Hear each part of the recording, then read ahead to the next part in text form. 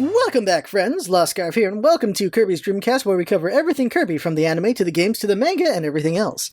Today is part 4 of our Kirby Superstar series, going over every detail about the game that we can find. So right now we're in the middle talking about the games themselves and telling the gameplay as a story. We did this because it's way more fun than just droning out facts. This episode is going to be a lot of fun because there's actual dialogue, so I'll be giving the characters voices, which will be amazing or terrible. I'm hoping for amazing, and of course this is episode 4, so you should go back and see the first 3. I haven't listened to those yet. You can see them on YouTube or on many places where podcasts are hosted. You should check those out for sure, because there's a lot to learn and it's a lot of fun. As always with the gaming episodes, I do suggest watching the YouTube version because we'll have gameplay in the background reflecting everything I say, and you're just able to follow along better that way. But if you play these games, you can probably remember all the things I'm saying. So without further ado, Revenge of Metaknight, Japanese title Metaknight no Yakushu, which translates to Counterattack of Metaknight, just like the Great Cave of Military Operation. I'm curious about this naming. Metaknight isn't really counterattacking this story, he's straight up invading to make a power grab. Previously, he was helping King Dedede defend Dreamland from Nightmare by holding a piece of the Star Rod and dueling Kirby. So the pre-render from that guidebook we got is a shot of the deck of the halberd with a cannon. It's really cool to see the 3D pre-rendering of this before it becomes, more in-game looking. Definitely reminds me of the first area the second time Kirby lands on the halberd, because you can see the port and all that. On the corkboard, you see Kirby with a sword aimed at a sideways-facing Metaknight, with his cape taking up the whole background. As a kid, I saw Metaknight's mask as a big eyeball and thought this was some other entity Kirby would fight in the game. It's a level 4 star difficulty, and then it says Revenge of Metaknight and save Dreamland. Defeat Metaknight and his giant warship Halberd. So when you get into the game, it sets the tone right from the start with its dreary opening theme. It's ominous as heck. When you leave the title idle, you get a short opener. We see Captain Vol, Sailor D, and Axe Knight looking out the viewer of the bridge as bay doors open. Voices call out, Reactor 1, output normal. Adjust the balancer to 0003. Ominous horns play. Then cut to Kirby on a warp star rushing across an ocean. Cut back to the bridge and more talking as the doors open further. Let's raise the anchor. Anti-gravity plant, 1, 2, 3, okay. Back to Kirby, still rushing there. We now see on the horizon a giant ship coming out of what looks like a shipyard. Back to the bridge, smoke rises on the windows. Release the sails! Solar level 288! The horns continue to slowly trumpet their ominous tone. Cut to Kirby coming closer to the facility as the airship rises into the air and its wings go full spread. Kirby flies up to meet it. Cut to Midnight looking out the window from his airship. The time has come. The time to show our power. Midnight's eyes flash as a star rises in the background. Dreamland's lazy lifestyle will end. I will rule. And cut back to the title screen. I wanted to give Metaknight that Spanish accent from the anime. I can't do that voice. I wish I could. So we learned that Metaknight thinks Dreamland is too lazy, so he's invading to conquer it and make everyone else less lazy. This makes sense because Metaknight is a leader and he is powerful, so he thinks he knows what is right and can lead an entire kingdom and maybe the world. But the problem is, of course, Kirby. The reason why everyone can be lazy is because Kirby is always there to save the day and protect the citizens of Dreamland. Of course, Kirby can't always do this alone, as has been proven in various games, when many different allies help Kirby. Examples being King Dedede throwing Kirby at Nightmare, Kirby's animal friends aiding him in the Dreamland series. Future examples will be times when Kirby uses Metaknight's spaceship, the Halberd, to save the day, or when everyone comes together and, star allies. So with all of that out of the way, let's begin the story. This one should be really good since there's lots of dialogue in the game, so it gives it more of a cohesive story there with that, so that's pretty cool there. And what's great is, this is all about, of course, Kirby's the thing they're going to talk about. And what's unfortunate is there's such rare dialogue in these games. In the future, after we hit Superstar Ultra, there's the pause screens, which kind of gives you story. Not really dialogue, but it gives you more information as you play. But until that point, we just don't really get much information. It's mostly voiceless gameplay, as you all know. It's pretty interesting how it's done that way, though. It just shows how well you can tell a story without any dialogue, which some to appreciate the Kirby games, but it's also cool to actually have dialogue too. One more thing to mention is that this is the only game with a time limit in the Kirby games, and I think it's because of what's happening. You're trying to stop Metaknight from invading, and also what happens later in the story. So the story begins where the cutscene left off. Metaknight's spaceship, the Halberd, has set sail, and Kirby has arrived to investigate. Like all stories go, Kirby was probably napping at home and then woke up and saw all the smoke from Metaknight's shipyard and flew over to investigate. Probably. We see from the deck of the Halberd that Star from earlier is rising and coming closer. Axe Knight is the first one to recognize him and sound the alarm, yelling, Kirby's here! He's heading towards us! Sailor D stammers, Oh my gosh, what are we gonna do? Trident Knight gets a cold sweat and shouts, He'll get in the way! Get rid of him! Captain Vol calmly surveys the situation and asks, "The Metaknight, what shall we do?" And Midnight yells, "Soldiers near the deck, assume combat mode." And so the music begins as Kirby crashes onto the deck. Kirby has a pretty hard landing, taking out 7 crewmen as he lands. The crewmen he hits are Laser Balls, Gims, and Scarfies. Kirby says, "Oops, sorry about that," and then the soldiers start to attack Kirby. Kirby understands they're mad he crashed into a couple of them, but they're attacking a little too aggressively. Kirby rushes forward and sucks up a Gim. Quickly in his stomach, Kirby says, "Hey Gim, it's been a while. That's a sweet yo-yo. Want to be friends instead of attacking me like everyone else?" This was all it took to turn Gim to his side. Gim joins Kirby, and they fight across the deck as Kirby searches for a place to hide. They find a door into the rocket valve, and there Kirby asks Gim what's going on. Gim blinks and explains everything in detail using sign language. Kirby doesn't understand any of it, but just nods like he understands. Gim nods and they continue forward. Nearby, Mace Knight sees Kirby and calls over the intercom, "Kirby's in the rocket valve!" Worried, Captain Vol shouts, "Release Heavy Lobster! Quickly! Quickly!" Mace Knight then tries to fight Kirby, but is instantly dispatched by Gim. Trident Knight attempts to stop Kirby from getting on the elevator, but is also defeated handedly. You get it? Lastly, Javelin Knight, his first appearance by the way, tries to stop Kirby but meets the same fate as the others. Kirby leaves the 3 unconscious as he continues his investigation. Trident Knight wakes up first and radios that Kirby's behind the nozzle, fix him! And out comes Heavy Lobster, a big golden mech that looks like a lobster and is definitely heavy. Heavy Lobster attacks the pair and gives them trouble, but as they fight, Midnight gives the order, "Prepare to take off! Blow Kirby away!" Mace Knight is back at the controls and follows the order. "Okay, main engine ignition!" The engine starts to rattle and Kirby looks at it with curiosity. And then Captain Vol shouts, "Take off!" And the engine fires and blasts Kirby away, taking Heavy Lobster and Gim with him. Kirby bounces off the shipyards and falls into the Orange Ocean. So interesting fact here, Kirby can defeat Heavy Lobster here before being blown away, and it changes nothing. You just beat him, but you still get blown off. Relieved that Kirby's no longer on the ship, Mace Knight calls on the comms, "Kirby's been blown to the ocean!" As Kirby washes ashore and finds himself face first in the sand, Trident Knight responds, "That was sure close." Captain Vol announces, "I'll conquer Dreamland with the halberd!" And as the pair get back to their feet, Metaknight commands, "A first target, Grape Garden." Grape Garden was the 4th location that Kirby went to in his first big adventure, searching for the Star Rod pieces. There he played with balloons and fought Kracko. That level also had airships. Maybe Metaknight got the design ideas from there? Kirby gets up and sees the halberd flying away. Kirby thinks and realizes all he can do is move forward and try to find a way back to the halberd. Kirby's first idea is getting wing ability from a Birdon, but no, that's not fast enough, so the pair fight and swim across the islands as they look for a solution. Oh, something random to bring up here, you'll notice when you play the game that sometimes certain enemies that can't swim spawn underwater or jump into water. Like the Waddle Dees and Waddle Doos, here you run into a Birdon that spawns underwater and drowns. Like there's 2 or 3 instances of this in the entire game where things like this happen. I wonder why they kept that. Just because it's funny, or did they just not notice they spawned a Birdon underwater? By the way, at varying points in the game, you'll see King Dedede's castle in the background, like here. Eventually the pair run into Iron Mom, who's still sore about losing to Kirby before, and she instantly challenges them to a duel. Eventually the pair defeat her, but she knocked out a few gears loose from Gim. So Gim excused himself to make repairs, and Kirby befriends the Birdon in his tummy, saying, "Hey, did Midnight get turned into a giant ship with lots of guns? I'm really confused and everyone is attacking me for some reason." Birdon takes pity on Kirby and decides to help. More island rampaging ensues as Kirby searches the islands. He's still looking for a way to get back to the ship, but it doesn't know what he can do yet. Meanwhile, the ship gets further and further away in the background. They search in a series of underground waterways and tunnels and nearly get crushed to death. But finally they find their way to a place with copy essences, and Kirby remembers this usually means something tough for the Puff is coming up. The essences he sees are Parasol, Bomb, Wing, and he decides to go with Parasol. Birdon gets nervous and doesn't think she's up for the challenge though, but luckily there was a Papa Bros Jr. nearby who wants in on the mayhem and offers to help Kirby. So this pair enters the next area and finds Wispy Woods! That's it! Kirby thinks Wispy usually holds a warp star and maybe I can borrow one from him. Kirby asks, but Wispy isn't really in a giving mood since all Kirby ever does is beat him up. So a fight breaks out. The fight goes as expected and Wispy Woods cries, but there's no star to give. Instead, Wispy calls on the aid of the Twin Woods. There are a pair of Wispy Woods who are linked by their canopy. They're also wispy, but not wispy. Trees are weird. The pair attack Kirby just as Wispy does, but it's a double the trouble now. Despite that, they go down just as easily and Kirby defeats them. Poppy Bros Jr. thanks Kirby for letting him cause some mayhem and hops away. As he leaves, the Wispies relinquish a warp star. Kirby grabs on and gets ready to fly back to the halberd. But Mace Knight was paranoid and watching for Kirby all along, and there it is, the warp star, with Kirby on it. Mace Knight sounds the alarm and calls out, "Kirby is flying back towards us!"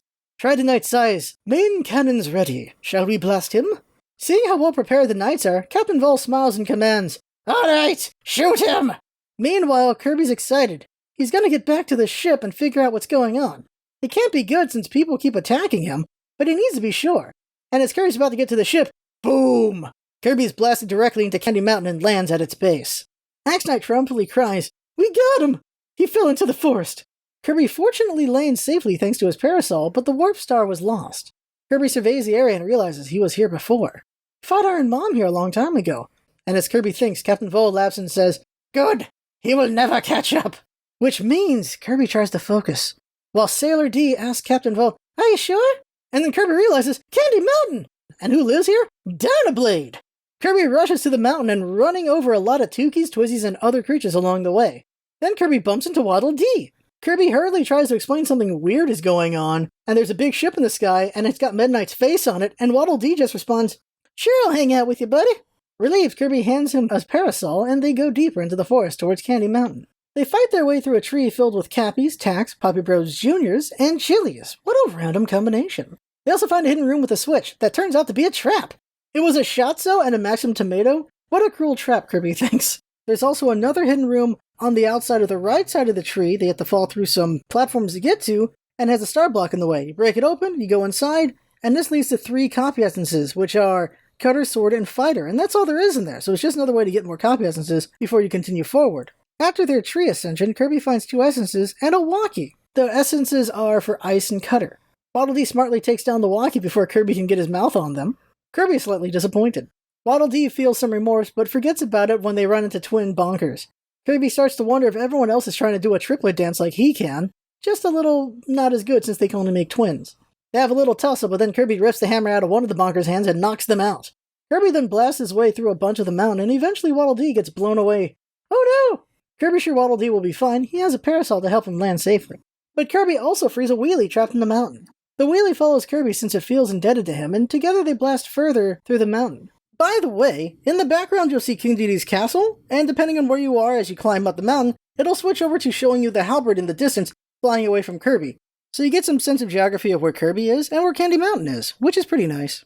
Kirby and Wheelie keep racing up further and further up the mountain as the halberd still slowly drifts away.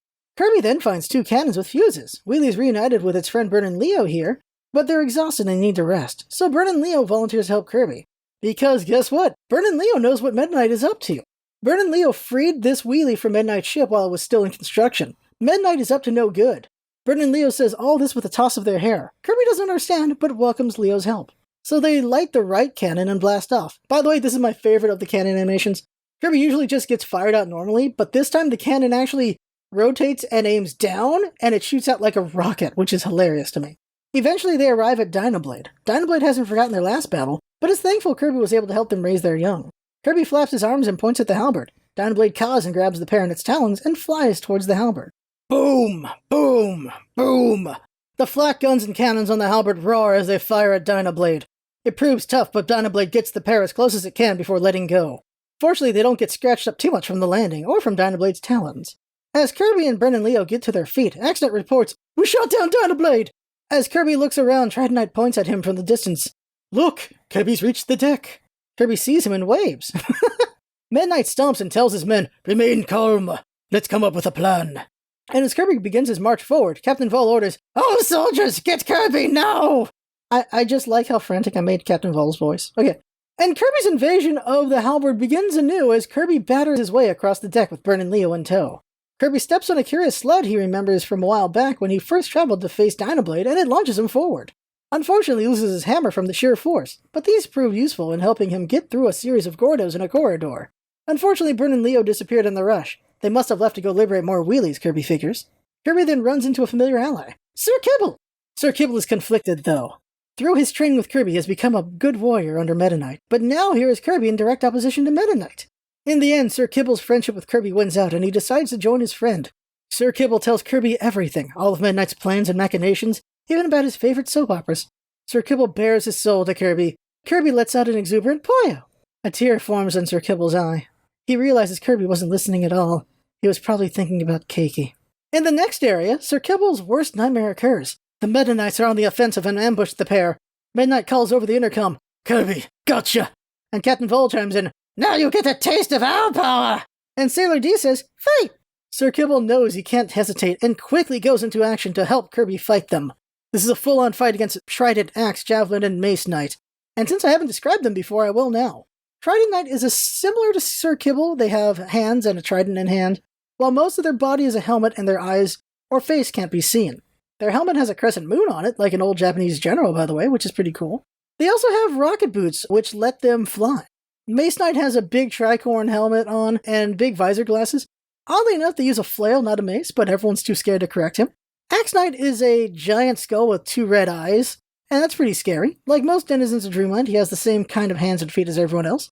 He wears a Viking horn helmet and carries a big axe. And lastly is Javelin Knight, a flying drone that throws javelins. It doesn't talk, but it beeps that it fights for its friends, I assume. In the end, they aren't strong enough and are overcome by Kirby and Sir Kibble. But Sir Kibble feels terrible for defeating those he looks up to and leaves to take some time for himself. Kirby waves by and continues forward. As Kirby enters the next area, the Knights recover in the control room and continue their work. Mace Knight alerts Captain Vol that Kirby's going to reach the deck. So Captain Vol instructs them to direct him to the front with a twin cannon.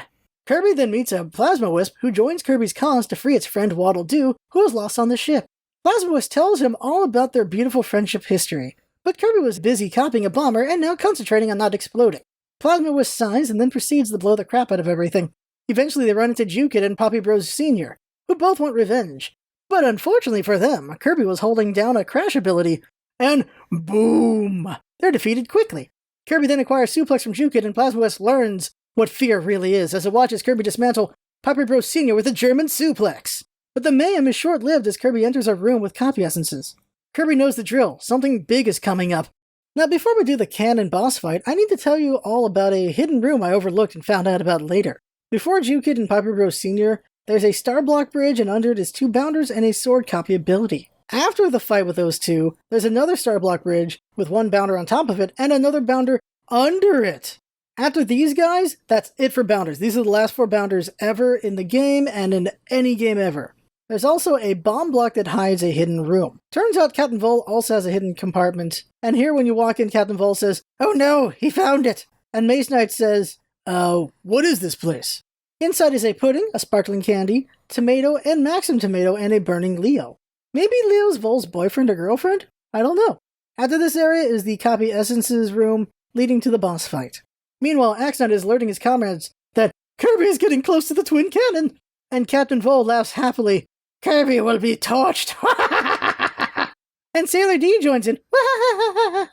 Captain Vol laughs even more. So Kirby decides to go with the beam copy essence and moves on.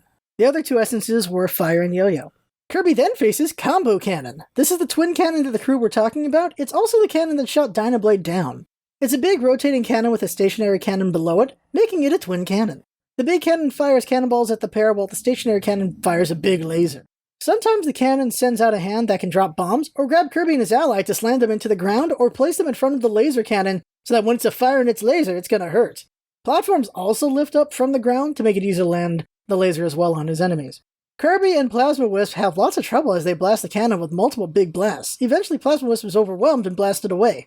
Waddle Doo rushes over to their friend and helps Kirby to get revenge. Kirby then takes one of the bombs the cannon hand drops to become Bomb Kirby, and this new pair blasts away at the cannons.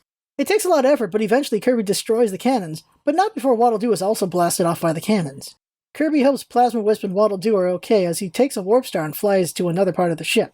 By the way, the combo cannon shows up in the anime and in Super Smash Bros. And one more surprising thing, if you have the courage to suck up the big shot from the combo cannon, which I never did, I had to find this out later, you get yo-yo ability. Yo-yo ability. I cannot explain to you why you get yo-yo ability. My best guess is because the ball spins around really weird like a yo-yo when you suck it in. Only guess I got. Yo-yo is very useful here because you can hit a bunch of stuff with it, but this does get corrected in Ultra, where that gets sucked in and becomes Bomb, because that makes more sense, doesn't it? Also, let's talk about Bomb Kirby since I haven't done that prior to this point. Kirby gets a blue cap like Poppy Bros' cap, and he can throw an endless stream of bombs. He can also plant them on people. The power portrait is Kirby freaking out as he's got a bomb on it so close to exploding on his hands, which is hilarious. Kirby still doesn't know what's going on, but he's sure he might find answers on this other part of the ship. Trident reports that the main cannon has been destroyed. As Kirby fights across this new deck, Captain Vol is shocked and says, "Holy cow, what happened?" Of course everyone knows what happened, so Traxx Knight moves on and reports that Kirby is heading toward the left wing! On the left wing, Kirby finds himself struggling with the hard wind and befriends a Capsule J, and also copies the jet ability. Jet is interesting in that it gives a full-on jet wingsuit and a helmet to Kirby, and Kirby mostly does dash attacks and blasts, but there's also some high-powered jet grabs. The power portrait is Kirby saluting other jets flying through the sky. Capsule J beeps at Kirby its life story, while Kirby thinks it's just a lot of cute beeping. After navigating lots and lots of turbulence on the outside of the left wing, the dueling jets run into a Mr. Frosty. Out here? Well, it is pretty cold, and I guess he likes the wind chill. And they battle it out. Turns out he was guarding a warp star. Maybe they were keeping it for emergency situations? Well, Kirby gets an idea to do the opposite and rams the warp star into the halberd's wing, greatly damaging it and leaving a gaping hole. Kirby has essentially taken the halberd's stamina to half.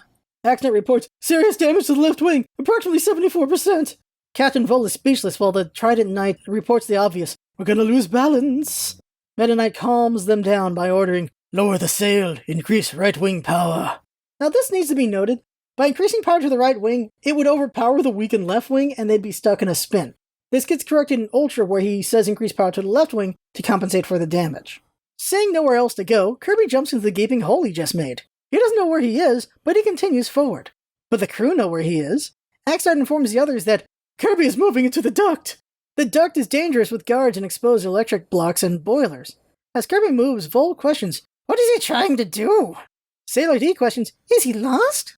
By the way, thanks to Jet, Kirby navigates the ducts easily because you can just go very far horizontally, which is very nice. Then Captain Vol thinks and says, "Wait, I have an idea." By the way, part of the duct is a slowly rising area you can die in if you don't rise fast enough after you come upon a door. If you go into that door, you'll go into a regular room. If you do the rising area, you find a secret room. So if you do the regular door, you'll find sword and wing copy essences.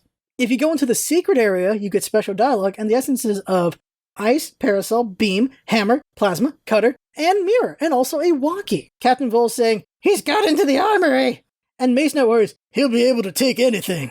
So before getting to the next area, Kirby befriends a Blade Knight and also takes up the sword.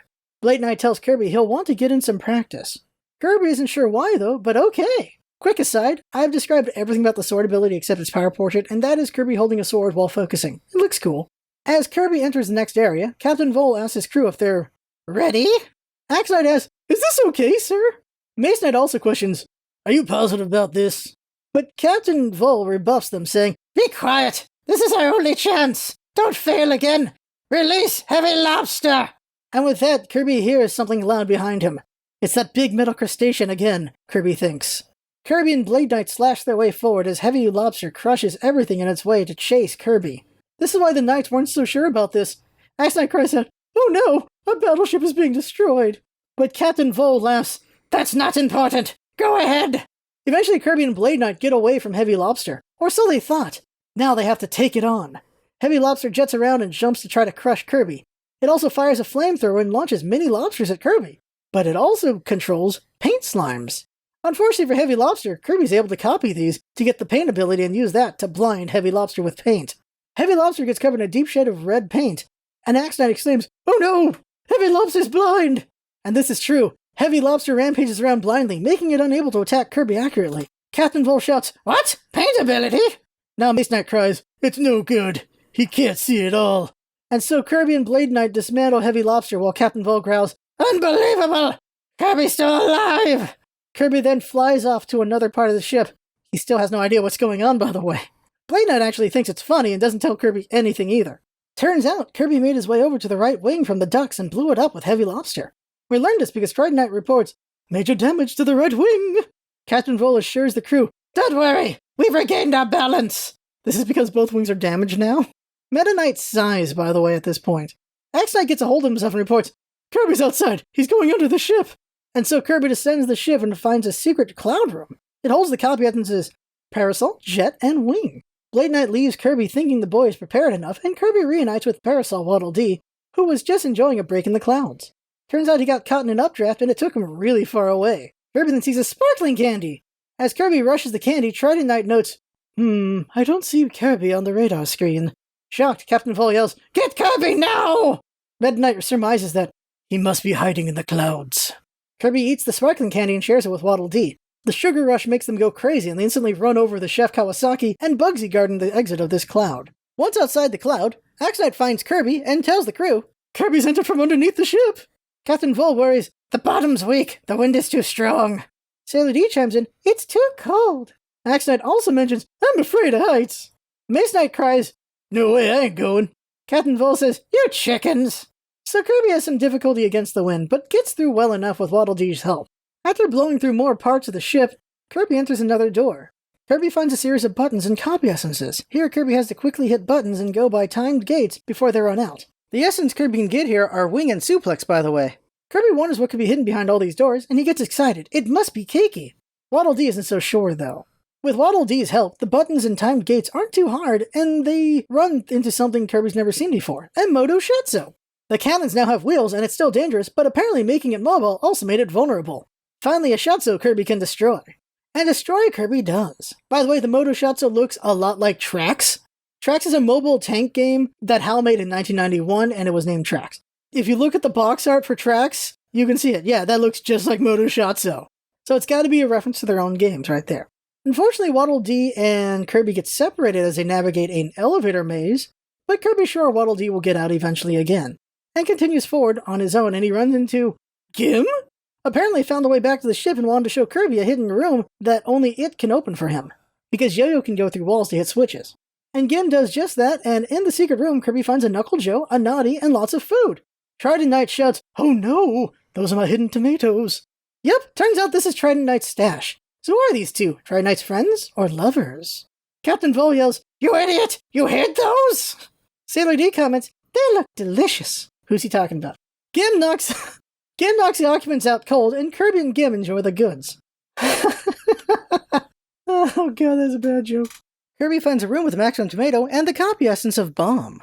Kirby knows what's coming, and Gim does too. They nod at each other and move forward.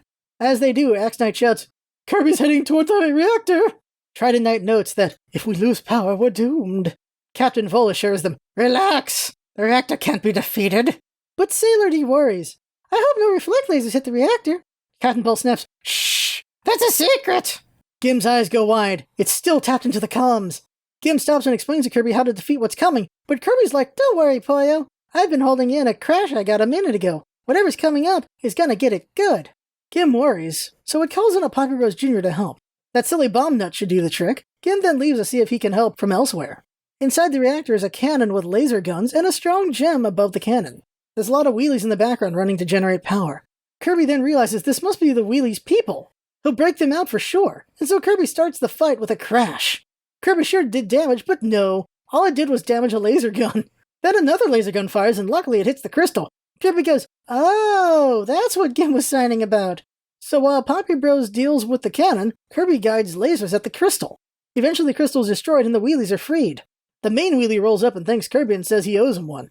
Kirby wonders one of what. Kirby then wanders off. He still doesn't know what's going on. He's just reacting to everything. After breaking free the wheelies, Kirby feels the ship is descending slowly, so Kirby ventures to the heart of the ship. That's usually where important people are, right?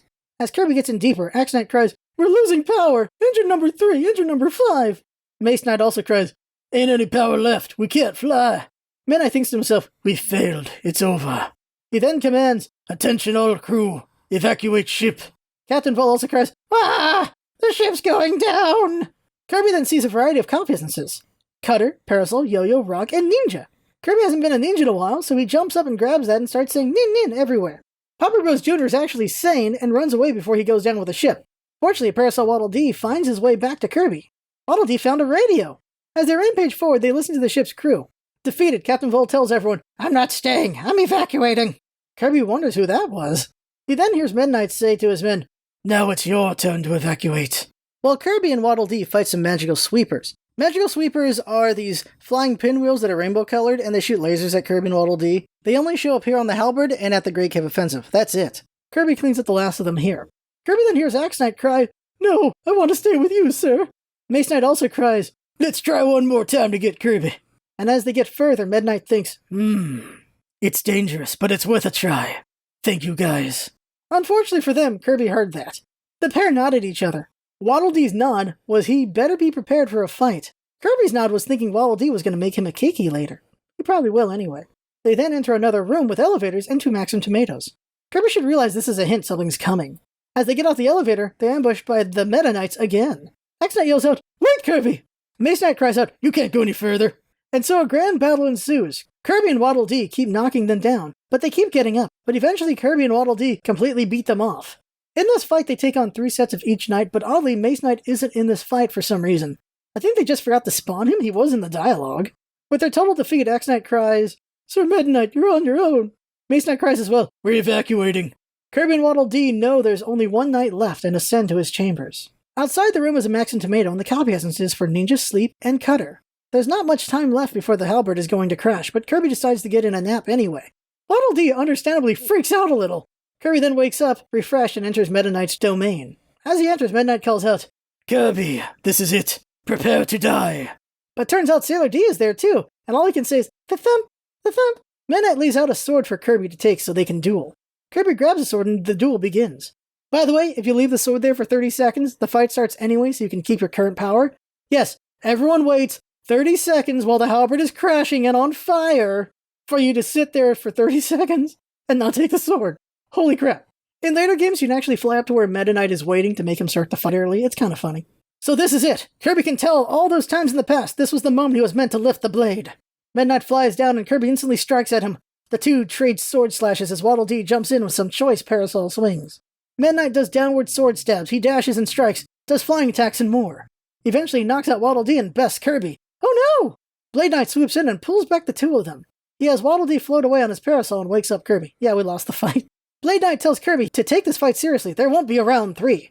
Kirby replies, "Okay," and they go in again. Meta Knight prepares the entrance to the fight again. Everyone has a flair for the dramatic, I guess.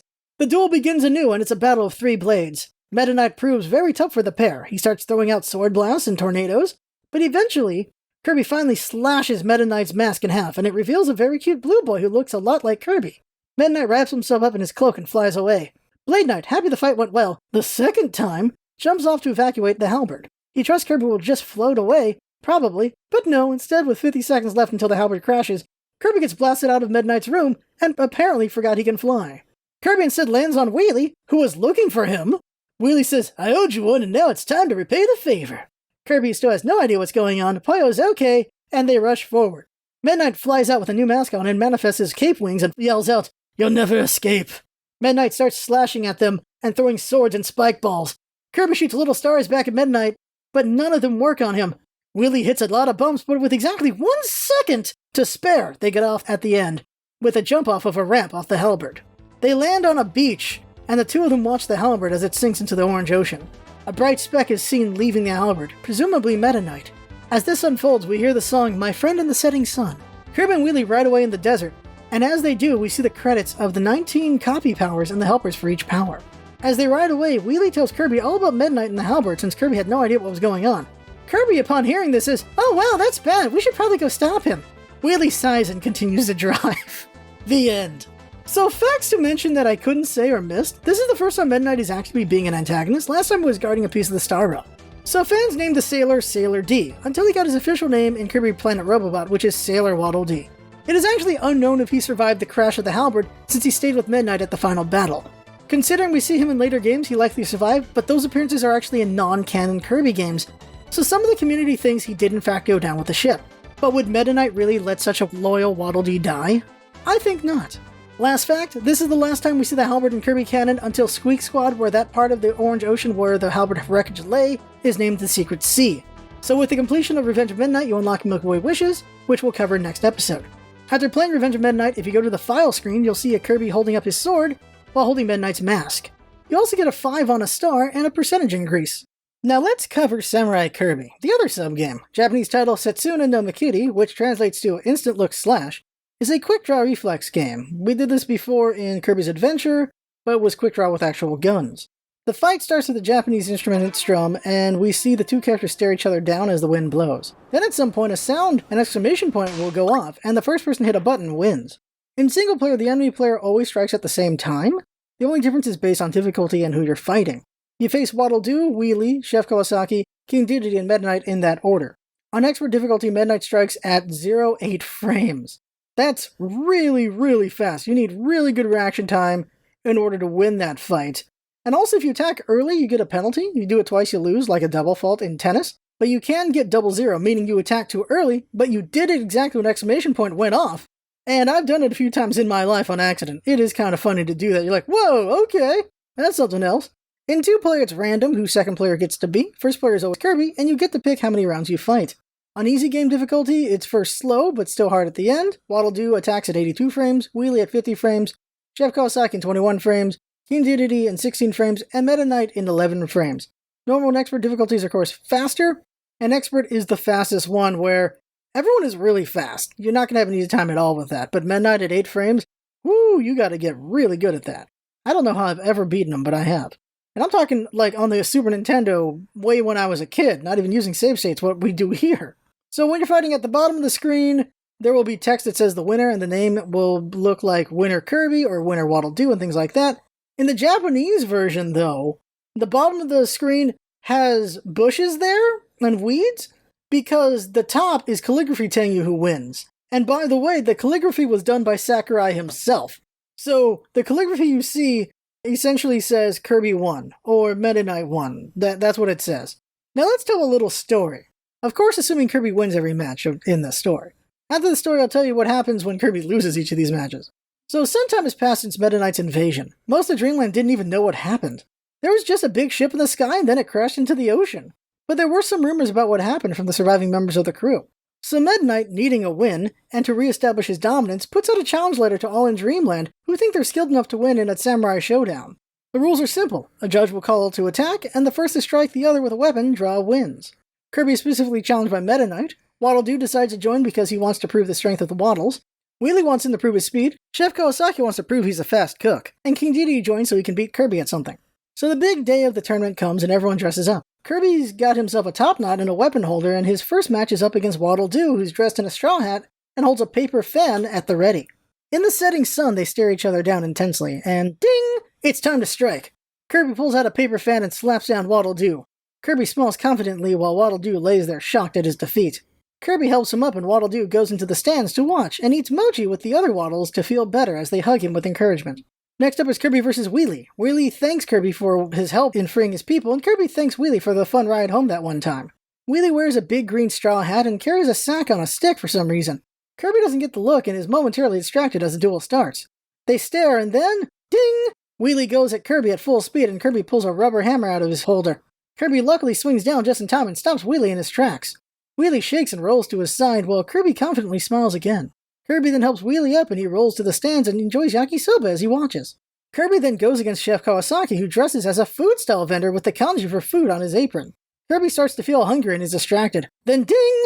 Kirby reacts slow and pulls a pie out of his weapon holder, and Chef Kawasaki swings down a frying pan. But their weapons clash and it's a tie, so they have to try again.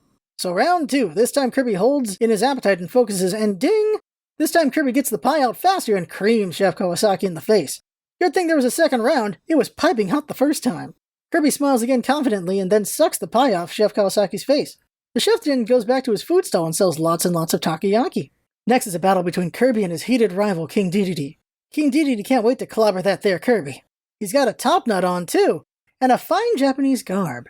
King Dedede stares at Kirby with confidence while Kirby feels a little nervous. Then ding! They strike out.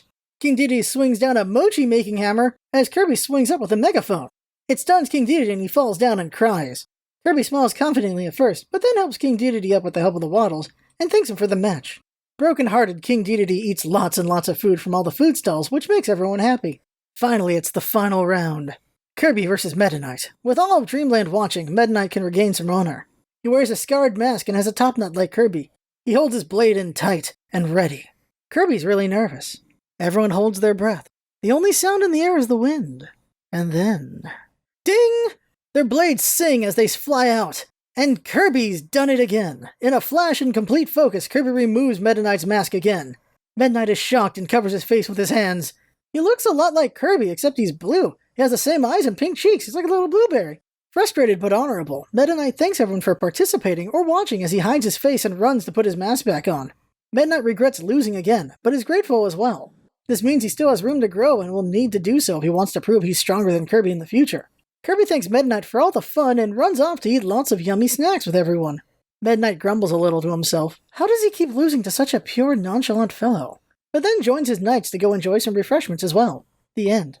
So what happens if everyone else wins? Well, Kirby lays on the ground with X eyes and is shocked if Waddle Doo beats him. If Wheelie wins, Kirby is shocked and flat on the ground and Wheelie rolls off camera. What's awful is the aftermath screen. It freezes on Wheelie as he's crushing Kirby's face. Chef Kawasaki defeats Kirby by bonking him hard on the head with a frying pan.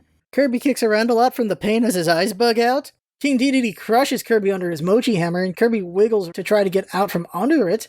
And lastly, Mech Knight just slashes Kirby and he lays there shocked on the ground. So, personal thoughts. I forgot to say the personal thoughts for Revenge of Meta Knight, so I'll say that first. Revenge of Meta Knight is a really fun mode. You got the time limit, got some pressure on to go do things, you're running through, the music's amazing. And the boss fight's very memorable and cool, like the Honorable Meta Knight fight, and then the escape. And the music, again, is really good. The ending song is great, the first song is great, I like the dialogue, it's really fun dialogue. And what I love about this mode so much is you get to see how scary Kirby is. That's one of my favorite things about Revenge of Meta Knight. You get to see how scary Kirby is to everyone else, which is fun. And it's just a riveting run. Personal thoughts on Samurai Kirby? It's a fun, short mode. I beat this as a kid on Expert. I did it with 0-0. It was such an epic feel when I was a kid beating Meta Knight with 0-0. I remember that. And it took a lot of tries as an adult to beat now, and there's a lot of save stating I had to do to get the footage. Oh man, it took a lot of work. But that's the end of Part 4 of Kirby Superstar Series. I hope you enjoyed the voices in this one. I was really looking forward to Revenge of Meta Knight. I had a lot of fun doing it. Oh, it was so much fun doing that. Next time will be Milky Way Wishes, the arena, sound test, the credits, and everything else we need to talk about, like glitches and bugs. Well, not so much bugs, but more glitches. Well, there is one very important bug that we talked about. But there's some glitches, and that'll all be in there next time. So that's it for now. If you're enjoying this series, please share us with your friends. The more people that enjoy this podcast, the happier we'll all be. We can be found on YouTube, iTunes, Google Podcasts, iHeartRadio, and many other podcast platforms. The more up-to-date version is the podcast side of things. YouTube's a bit behind because we put footage on everything and that takes more work. And thank you to Jinx, our editor, for all of her work on these podcasts. She's the one who painstakingly has to work on all the footage for the YouTube side of things, and that ain't easy. And also dealing with all my flubs and mistakes in the audio. It is a lot of work. I had fun, I hope you had fun too, and that's what it's all about, isn't it? Having fun. Thanks for coming by, and see you next time.